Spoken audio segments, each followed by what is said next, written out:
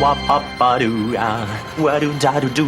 Steven, arrête s'il te plaît, j'ai jamais pu encadrer Michel Legrand. Salut Ciné, votre rendez-vous avec le cinéma, là tout de suite présenté sous sa forme extra ball, courte mais intense et joyeuse, récréation qui nous permet parfois d'aborder une sortie du moment. C'est le cas des oiseaux de passage actuellement au cinéma dont on va parler avec ma camarade Perrine Kenson. Salut Perrine. Salut Thomas. C'est nos ciné extra ball spécial, les oiseaux de passage, et c'est parti. Tu fais un amalgame entre la coquetterie et la classe. Tu es fou. Enfin, si ça te plaît. Les oiseaux de passage, donc c'est signé, comme à mon habitude, je vais écorcher très très fortement le nom des gens, mais c'est pas grave. C'est signé, donc je disais, Ciro Guerra et Cristina Gallegoa. Gallegoa. Ouais. Oui, non, mais je n'ai aucun accent à part l'accent du Nord Finistère. Ça se passe en Colombie au tout début des années 70. C'est au tout début surtout de ce qu'on connaît désormais sous le nom des cartels de la drogue. C'est bien ça, Perrine? C'est bien ça. D'ailleurs, c'est le 4e film de Ciro Guerra. À noter d'ailleurs, on l'a appris très très récemment, qu'il sera le président du jury du syndicat, de la semaine de la critique à Cannes cette année. Donc comme quoi. Et c'est un grand cinéaste colombien. Donc déjà au bout de 4 films, il a quand même réussi à mettre une patte vraiment très très forte. Je dis lui parce qu'en l'occurrence, sa co-réalisatrice, elle était créditée de productrice sur certains de ses films précédents. Donc c'est un duo plutôt plus ou moins récent en termes de réalisation.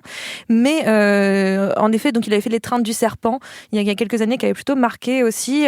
Pour le coup, on était aussi sur un peuple tribal, comme c'est le cas aussi dans je vais y arriver, dans les oiseaux de passage. Donc c'est un conflit entre, on va dire, deux gangs, enfin deux camps au sein d'une ethnie amérindienne.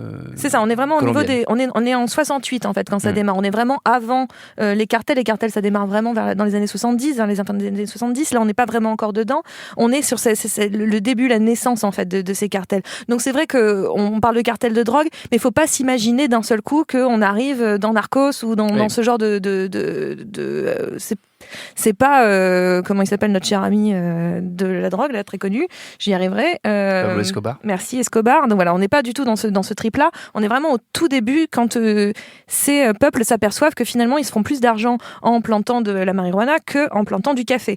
Donc et finalement d'un seul coup, cette nouvelle richesse qui arrive va créer des problèmes évidemment entre la rencontre tradition et modernité. C'est ce qui va arriver, puisque ces peuples-là qui ont donc leur propre tradition, qui ont leur propre façon de fonctionner, vont se confronter aux Américains, au gros trafic américain qui vont se mettre en place au fur et à mesure et qui vont donner les narcotrafics qu'on connaît maintenant.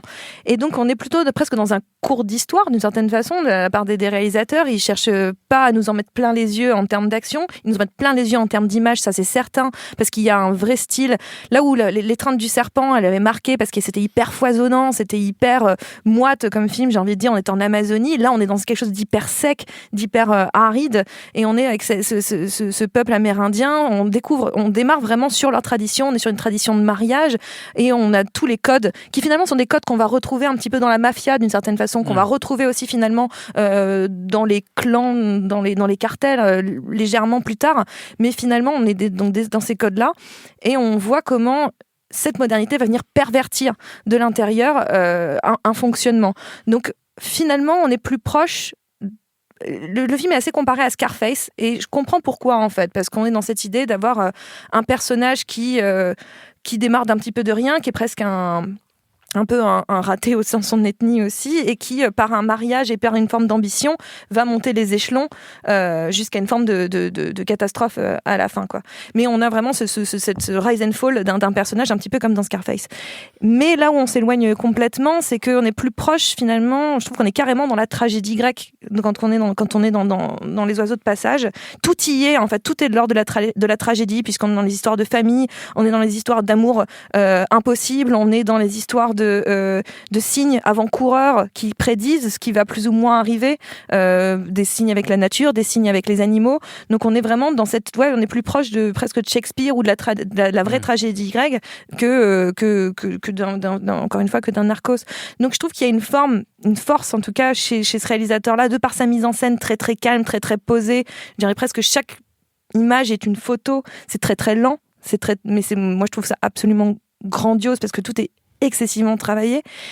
cette puissance un peu historique, on a l'impression de regarder le film et de regarder l'histoire se faire et d'un seul coup de faire des parallèles avec ce qui est en train de se passer finalement dans les narcotrafics, puisque beaucoup de liens, finalement, beaucoup de façons de fonctionner de ces narcotrafics descendent de ces peuples amérindiens et de leurs traditions, et comment leurs traditions finalement ont survécu dans les narcotrafics tout en les tuant complètement. Là, on peut faire aussi un parallèle où d'un seul coup, l'arrivée de l'Occident vient détruire, encore une fois, ces peuples amérindiens, comme il y a eu une première arrivée avec les conquistadors, etc., qui les avaient tous magnifiquement massacrés.